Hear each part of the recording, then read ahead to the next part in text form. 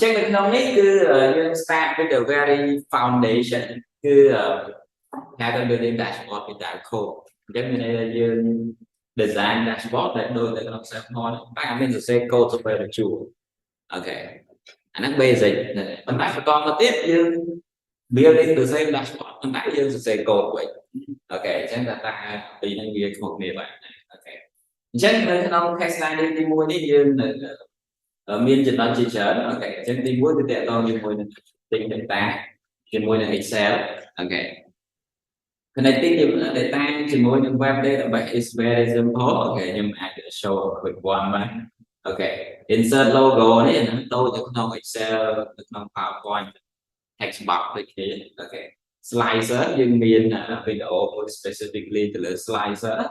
អូខេ timeline នេះគឺយើង focus ទៅលើតែទិន្នន័យដែលមានលក្ខណៈជា date អូខេបន្តមកយើងមាន hierarchy slicer hierarchy slicer ហ្នឹងដូចឧទាហរណ៍ថាយើង click ទៅមានជាក្រុមជាមាន quarter ក្រុម quarter មាន month អីចឹងទៅអូខេgauge chart អូខេ gauge chart នេះគឺជាប្រភេទគេហៅថា chart ដូច counter ពួកមួយជុំនេះអានេះយើងហៅ gauge chart អូខេហើយបន្តមក card visualization នេះគឺសម្រាប់ display summary អូខេចឹងទីទៀតយើងនឹងឃើញ in practice how it look like អូខេដល់មកយើងមាន column chart ចឹង column chart នេះមាន cluster និង section អូខេចឹង cluster នេះជាភាសាស្ថិតិហ្នឹងហើយបើសិនជាយើងធ្លាប់រៀនមុខវិជ្ជាស្ថិតិអាចធ្លាប់ជួបពីហ្នឹងហើយចឹង cluster នេះគេដាក់ជាដុំជា category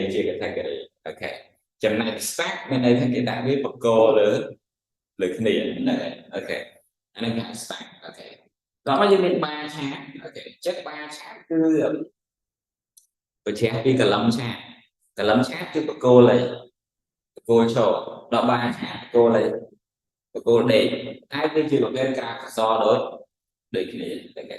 ហើយបន្តមកយើងមាន line chart ហើយនឹង predictive trends អញ្ចឹងអានេះជា